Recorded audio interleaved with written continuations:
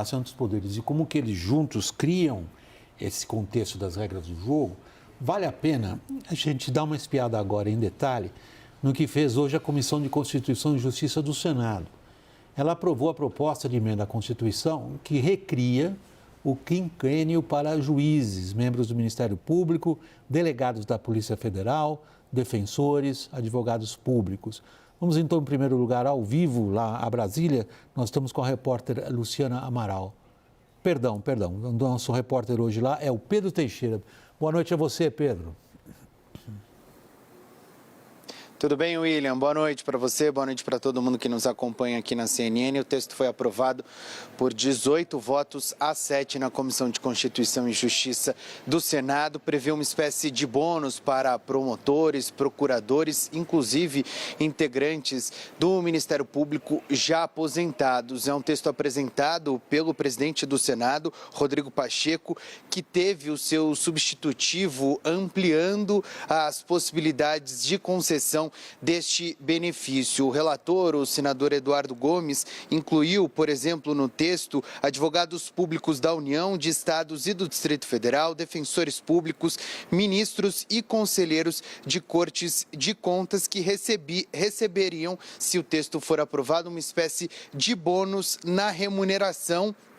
O texto apresentado pelo senador Rodrigo Pacheco indica, entre os pontos de justificativa, que existe uma discrepância entre a remuneração de novos servidores para os que já têm um período mais longo. Isso serviria como base para o pagamento deste bônus. Na avaliação do senador Jacques Wagner, que é líder do governo no Senado, o texto seria um tsunami para os cofres públicos. Isso porque ele ampliaria, segundo os cálculos atuais, em 40 bilhões a demanda dos cofres públicos para o pagamento de servidores. No texto, o senador Rodrigo Pacheco, presidente do Senado, defende que a proposta corrige uma distorção na remuneração dos magistrados em início de carreira que podem receber vencimentos superiores ao que se encontram no final de jornada profissional. O texto foi aprovado na Comissão de Constituição e Justiça,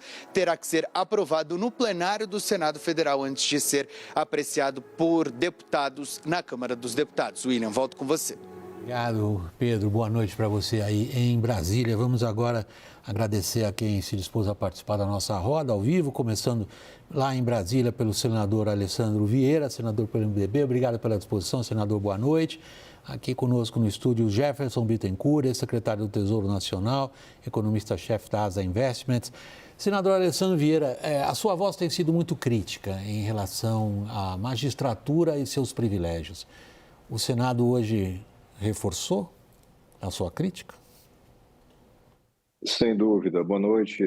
Contra meu voto e de mais alguns senadores, é um projeto mal concebido, que se apresenta como uma péssima solução para um problema que não existe. É um suposto problema de desestímulo dos integrantes das carreiras da magistratura e do Ministério Público para permanecerem nos seus cargos. Segundo essa tese, eles estariam abandonando os cargos para buscar melhores salários em outras áreas. Não corresponde à realidade. De fato, são carreiras importantíssimas. O senador Eduardo Gomes, relator, ampliou para várias outras carreiras também de natureza jurídica, defensores, delegados, mas o fato é que você está trazendo um retrocesso histórico, né? Você tem quinquênios, triênios, no passado eram pagos aos servidores, e isso tudo foi substituído e incorporado nos subsídios. Então, agora você vai trazer de novo o quinquênio, então 5% a cada 5 anos trabalhados, trazendo o tempo passado. Então, se o cidadão era advogado, por exemplo, e entra no concurso público 15 anos depois de começar a advogar, ele já entra com 15% de remuneração. O aposentado tem paridade, ou seja, a previdência é impactada imediatamente em cerca de 40%, porque esses 5% são cumulativos, né? Juros em cima de juros, percentual em cima de percentual. Enfim, o fato é que nós podemos reconhecer a necessidade de remunerar melhor determinadas carreiras. Acho que é natural e tem sentido, mas não por esse caminho. Por esse caminho, dentro da mesma vara, no mesmo fórum, eu vou ter um servidor, que é o juiz, recebendo uma valorização pelo seu tempo de serviço, sem pagar imposto de renda nem contribuição previdenciária em cima dela, mas o analista e o técnico não recebem. Isso vai se repetir no Ministério Público, na delegacia, em todo lugar. É uma péssima política de impactos violentos e que só está sendo apresentada e está avançando pela força da pressão dos ministros das Cortes Superiores. Jefferson, a gente colocou na nossa tarja, como a gente chama na nossa gíria jornalística, aquela mensagem escrita abaixo aí que as pessoas estão vendo em casa, estavam vendo até há poucos instantes à tarde, o tamanho desse espeto, 42 bilhões. A pergunta é a seguinte, o senador Alessandro Vieira nos levou pelos meandros de como na intervenção, no momento final da intervenção dele, a capacidade de pressão dos tribunais superiores impõe esse tipo de decisão ao legislativo. O conjunto da obra coloca a política fiscal em xeque? Sem dúvida, sem dúvida. Boa noite a todos, obrigado pelo convite novamente. Assim, o que a PEC dos quinquênios, ela é a contra-reforma da reforma que não foi feita. Então, assim, a gente ficou devendo uma reforma administrativa, diagnosticou que a gente tinha um problema de crescimento elevado dos salários de maneira vegetativa, descolado de produtividade, salários muito altos de entrada e chegava-se ao final da carreira. E como bem disse o senador, uma solução ruim para um problema que não existiu. O problema não era a continuidade do crescimento, era incentivo para que as pessoas trabalhassem. Então tinha toda uma porta aberta para uma discussão de reforma administrativa e que teria que ser reduzido os salários de entrada, fazer uma inclinação maior da curva de crescimento desse rendimento ao longo da carreira do servidor. E o que se optou foi, não, ele vai ganhar inercialmente um aumento a cada 5 anos, que vai ser incorporado ao salário dele, já larga com 15% na maior parte dos casos. Então, ficamos devendo a reforma administrativa, tínhamos espaço para fazer uma reforma administrativa só para os novos servidores, a partir do momento em que os salários ficaram congelados 4 anos, isso dava uma margem, ou seja, a geração atual de servidores já tinha pago a conta. Ficou 4 anos sem aumento, os salários foram achatados, então a geração atual de servidores pagou a conta, era possível fazer uma reforma administrativa dali para frente. A gente fez a contra-reforma da reforma que não foi feita. Eu vou separar um pouquinho entre os aspectos econômicos e os jurídicos políticos. A gente continua, Thaís, aqui no aspecto econômico. Como que se articula a política econômica do governo, então? Ela está supondo que haveria, tanto por parte do Legislativo quanto por parte do Judiciário, e você falou isso logo na sua primeira intervenção aqui, Thaís, que há uma compreensão por parte do Supremo das responsabilidades e decisões tomadas. O senador Alessandro Vieira ressalta exatamente a capacidade de pressão dos tribunais superiores para provocar um rombo. Essa história do quinquênio, ela gera paixões e indignações, né, Jefferson? Porque, primeiro, acentua um descolamento gigantesco da realidade do servidor público, do servidor privado no Brasil, ainda mais. E aí, William, esse é exatamente o exemplo da ressalva que eu fiz aqui, que por mais que haja uma compreensão de que o Supremo começou a tomar decisões pensando nos custos do que ela faz, não virou regra. Né? Bom, no caso foi o Senado. Então, foi o Senado, mas, sob como pressão, vimos, sob pressão, segundo o senador. Então, ainda mais porque estão falando deles mesmos, né? Então, assim, a regra vale da porta para fora, mas da porta para dentro vamos rever aquilo que é importante para mim. Então, essa PEC ela é ruim sob todos os aspectos.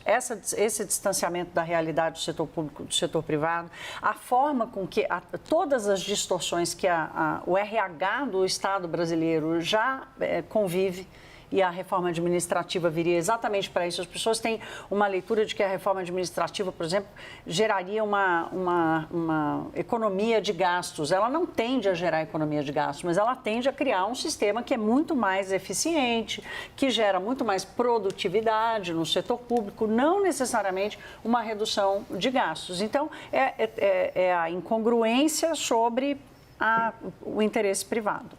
Privado não. Público daqueles que eu quis dizer privado, interesse pessoal. Deixa eu só falar pela ordem, aí, pelo vocabulário aí que o Alessandro está bem acostumado. Ao senador e ao Jefferson, não esperem eu passar a palavra. É uma roda, intervenham como quiserem, no momento que quiser. Eu vou colocar o Caio agora, né, nesse ponto da conversa, Caio, uma tarefa difícil. Como é que a gente vai entender? Ontem uma tremenda canelada do Senado no STF, entendida como tal. Moraes vai hoje lá, senta-se ao lado do presidente Pacheco, que dá o quinquênio aos magistrados. A gente está em que pé nessa música? Bom, eu só colocaria, até seria interessante ouvir o senador sobre isso, porque essa PEC, pelo menos do que o entorno ali do presidente Rodrigo Pacheco, o que ele mesmo tem dito é que ela viria acompanhada da tal da PEC dos supersalários, né, que limitaria os supersalários. Então, hoje a aprovação foi na CCJ, né? Não foi ainda de maneira definitiva. Claro que tem um aceno ali da elite política toda de Brasília às cortes superiores, inclusive com extensão dos benefícios dos quinquênios, por exemplo, a tribunais de contas, enfim. Tem uma farra ali bem clara. O placar... O placar é elástico, né, 18-7, mas ainda precisa ir para o plenário. Qual que é a construção política que, pelo menos eu entendi, conversando em Brasília hoje, que está sendo feita? Dessa PEC vir atrelada a uma PEC dos supersalários. Se for isso mesmo, se avançar a PEC que limita supersalários, a gente poderia ler o movimento de hoje como o Senado e o Congresso dando com uma mão e aí abrindo a possibilidade de aproximação política e de tudo que a gente conhece, porque essa PEC tem um efeito cascata nos estados, inclusive, dando com uma mão, mas abrindo espaço para negociar com a outra mão a retirada e o estabelecimento de um teto com supersalários. A minha compreensão até agora foi essa. E a sua, senador Alessandro Vieira? Não há nenhuma razoabilidade nisso. De fato, o presidente Pacheco tem apresentado essa hipótese de vinculação da PEC de quinquênios a uma suposta legislação para o fim dos supersalários, mas veja, a forma como ela foi elaborada garante que ela não seja tributada nem pela Previdência, nem pelo Imposto de Renda. E ela é uma verba de ressarcimento, vamos dizer assim, compensatória. Então, muito claramente, daqui a pouquinho, o Judiciário mesmo vai reconhecer que ela vai estar fora do teto.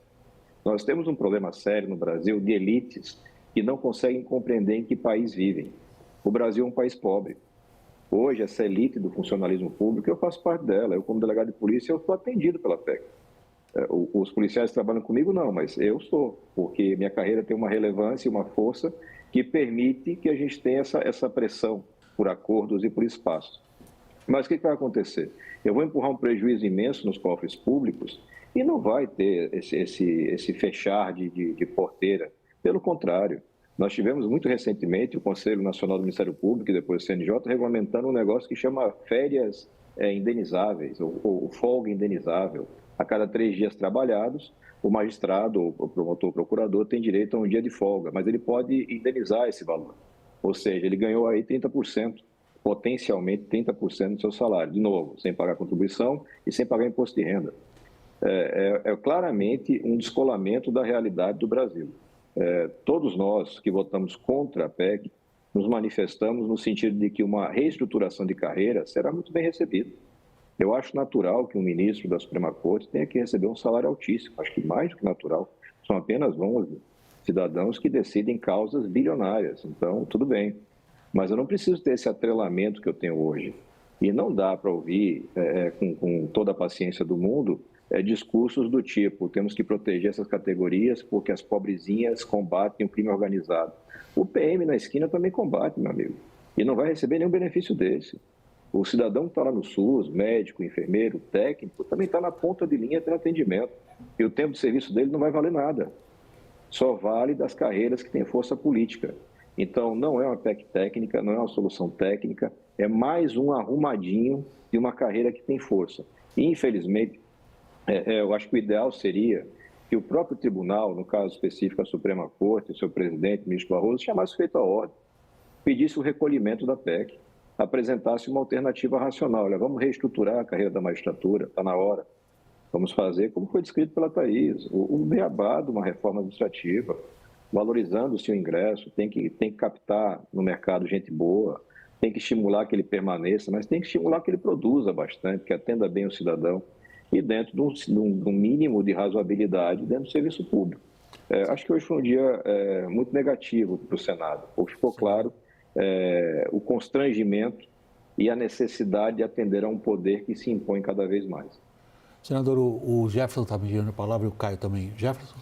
2 comentários rápidos. Um, assim, a primeira percepção é que não se paga. Não se paga os quinquênios não se pagam com o fim dos supersalários. Nós estudamos isso há anos atrás. Olha, quanto é que isso economizaria em 2020 e 2021, fim dos supersalários? Uns 2 bilhões, 3 bilhões por ano.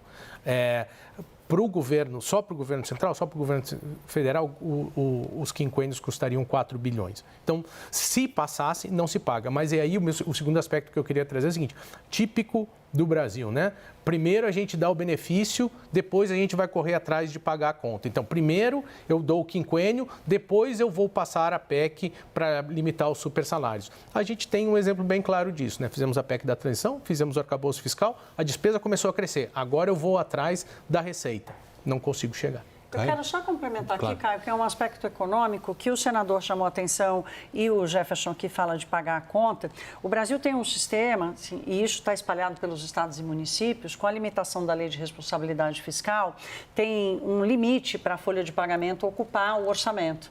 E esse limite só não é totalmente descumprido pelos estados, municípios e pela União, porque os penduricalhos, que é esse caso, não contam como salários. Então, o penduricalho não paga imposto de renda, o penduricalho não paga previdência e o penduricalho não está na conta de qual é o custo da folha de pagamento do setor público brasileiro. Então, é uma conta paralela, mas que também é gasto primário dos governos e que impede investimento, impede outras alocações do recurso público. Okay. Senador, por que o Senado, que tem sido a casa mais crítica ao Supremo Tribunal Federal e que tem um número considerável de senadores de oposição, tanto ao governo Lula quanto ao Supremo, aprova uma PEC dessa? Qual é a leitura política que o senhor faz? Caio, se você acompanhou, eu tenho certeza que acompanhou a sessão, você viu muita gente da oposição que faz discurso bonito na internet saindo de fininho pela porta lateral da sala de comissões, porque não tinha coragem, não queria manifestar um voto contrário e, ao mesmo tempo, não quer perder o seu discurso para o eleitorado. Na hora da realidade, na hora de enfrentar aquilo que hoje atrapalha muito o Brasil, que é essa preponderância de elites predatórias, muita gente se acovarda. A expressão é forte, mas é verdadeira. Falta coragem para enfrentar. Falta coragem para fazer o básico. Dentro de um orçamento é preciso fazer priorização. É essa a prioridade? É esse o problema do Brasil que exige hoje um investimento bilionário? Evitar uma suposta evasão de quadros da magistratura e do Ministério Público? Eu tenho a impressão que não. Acho que nós temos outros problemas muito mais graves. O que nós vamos fazer? Aqueles poucos que se dispõem a fazer esse tipo de enfrentamento, com um constrangimento muito claro por parte de alguns ministros e integrantes do Ministério Público. Isso é absolutamente claro e flagrante. Quem se dispõe a fazer a crítica, quem se dispõe a fazer um debate com dados, com números, que é respeitoso, as carreiras merecem respeito, os profissionais merecem respeito, mas é minha obrigação como senador mostrar os dados verdadeiros, mostrar que essa cúpula de elite do funcionalismo está ali, na faixa do 1% mais rico dos brasileiros. Então, jamais poderia ser uma prioridade racional, real. Nós vamos garantir que o debate aconteça, garantir que as pessoas tenham que assumir sua responsabilidade, mas diz colocar sua digital, vai ter que votar nominal, vai ter que colocar ali muito claramente que o discurso de muitos que cobram responsabilidade fiscal, economia de gastos, é um discurso só da boca para fora para buscar voto. Na hora que interessa a elite ou a quem tem força de pressão, o cara vai lá e vota sim, sem nenhum tipo de remorso. Alessandro e Jefferson, vou pedir licença a ambos. Eu tenho que ir para um intervalo comercial. E para não interromper seu raciocínio, Jefferson, eu já deixo aqui a pergunta com a qual a gente retoma essa edição do WW após o intervalo. Qual é a chance que a gente tem de tomar controle das contas públicas num cenário desse tipo? Que tanto o senador como você e a Thaís e o Caio vêm descrevendo. O intervalo é só um instantinho, pessoal. Até já.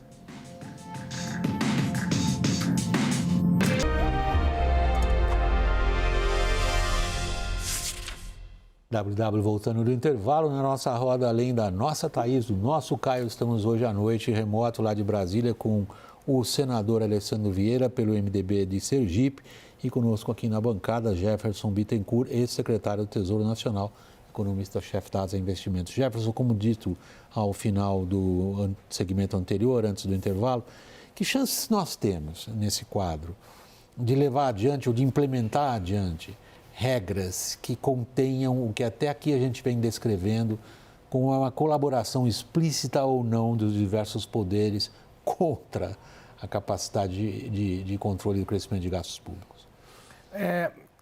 Não tem uniformidade entre os poderes em prol de uma pauta fiscal se não tiver uniformidade dentro do executivo em prol de uma pauta fiscal.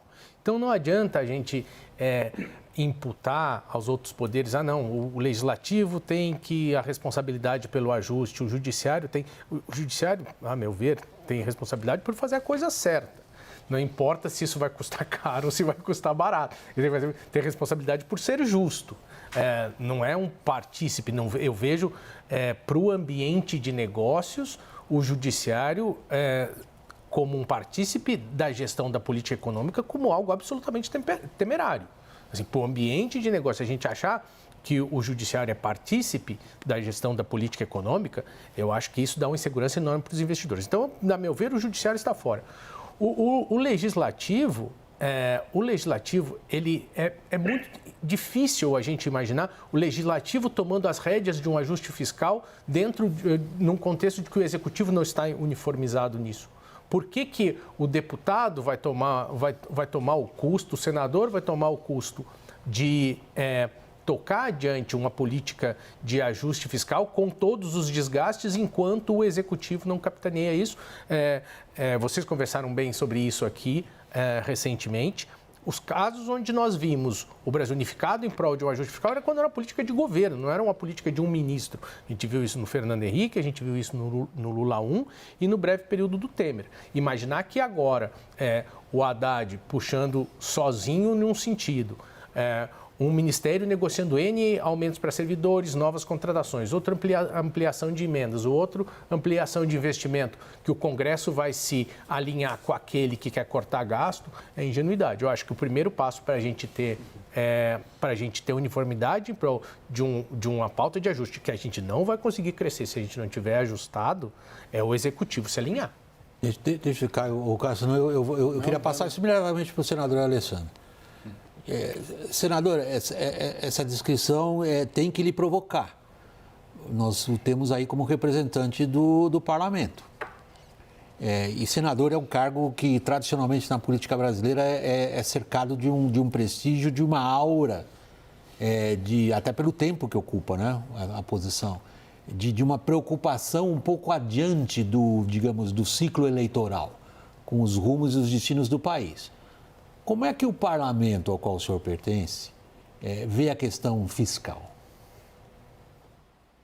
Veja, você tem uma preocupação teórica, William, ou seja, nas conversas, até mesmo nos projetos apresentados, existe essa preocupação, mas em contrapartida, na prática, você vê uma busca das principais lideranças por espaços no orçamento.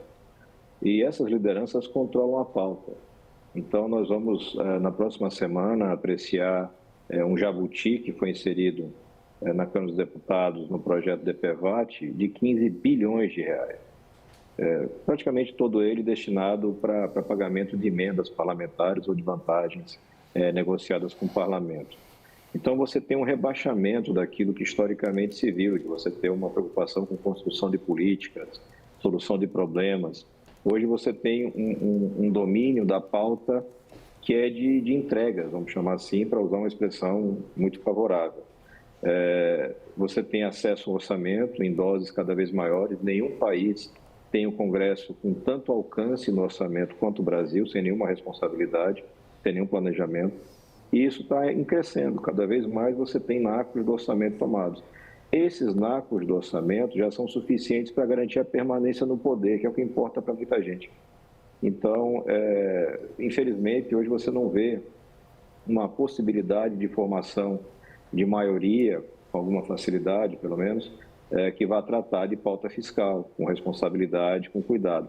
E está certo o Jefferson quando fala que a omissão do Executivo ajuda a piorar o cenário, né? Porque é uma disputa por votos no final de cada ciclo eleitoral. E o cidadão lá na ponta, ele em regra não faz contas para saber como é que chegou aquela obra, como é que chegou aquele hospital, como é que aquele pavimento chegou lá na porta dele. Ele quer saber que chegou. E as carreiras também querem ser agraciadas com aumentos, com melhorias. isso vai deteriorando o cenário como um todo e você deixa de ter essa preocupação de médio e longo prazo. A minha expectativa é que, em algum momento desse ano de 24, mas mais provavelmente de 25, a gente tenha uma retomada da pauta fiscal por necessidade. A gente vai exaurir os espaços, a gente vai começar a ter as consequências do exaurimento fiscal, ou seja, bolsa caindo, dólar subindo, juros subindo, e aí, novamente, você vai para um freio de arrumação e não há mais espaço para se fazer uma nova PEC de transição ou coisa parecida. É uma pena você ter que falar isso, essa realidade tão crua para o cidadão que nos acompanha, mas é a realidade. A preocupação hoje de um grande número de parlamentares é apenas eleitoreira, muito pouca, muito pequena na parte de construção de políticas efetivamente para a sociedade. Caio e Thaís, começando por você, Thaís, tanto o Jefferson quanto o senador Alessandro Vieira usaram a mesma expressão.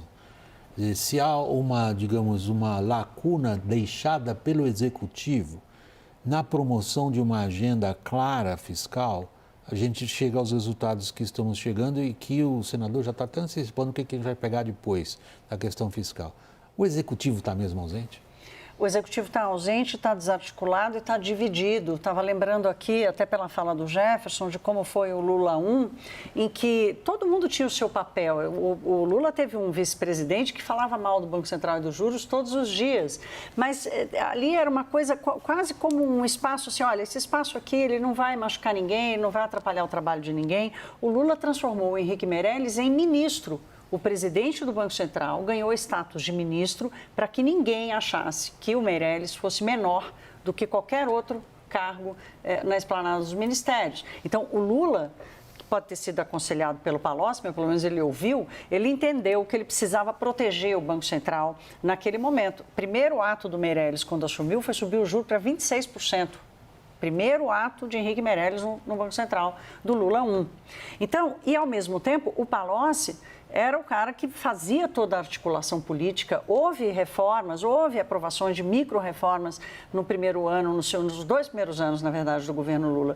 E hoje o que está acontecendo a gente enxerga a liderança do Haddad, levantamos a bola dele aqui várias vezes pelas vitórias que ele conseguiu, mas ele foi sozinho. Ele não carregou o governo. Dentro do Palácio do Planalto, o fogo amigo sai de dentro do Palácio do Planalto, né? Sem que ninguém contenha, sem que o presidente da República diga, olha, aqui quem mexe sou eu, como ele fez no primeiro governo. O Executivo está ausente, Caio? Eu tenho só uma observação do que a Thaís colocou, porque o Haddad toma e liderou todo esse processo sempre com o aval do presidente.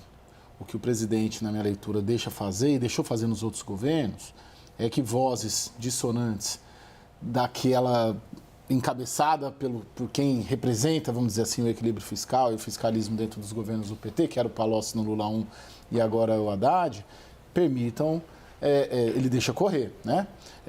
Mas se tem uma agenda fiscal neste governo, embora limitada, diminuída, embora em 2024 nós não estejamos enxergando, eu tenho a compreensão de que ela é avalizada pelo presidente, porque o presidente avaliza o que o Haddad faz. O Haddad não chega e faz e lidera um procedimento, um processo ou uma agenda legislativa no Congresso sem o aval do presidente. O que o presidente não faz é conter quem pensa diferente do ministro. Eu acho que é mais do que pensar. O Rui Costa acabou de aprovar esse jabuti lá, foi uma articulação dele. Então, uma coisa é deixar dizer o que pensa, outra coisa é deixar articular contra o que faz o ministro Haddad. Acho que essa é uma diferença importante aqui. Eu não vejo o Haddad liderando uma agenda sem o aval do presidente.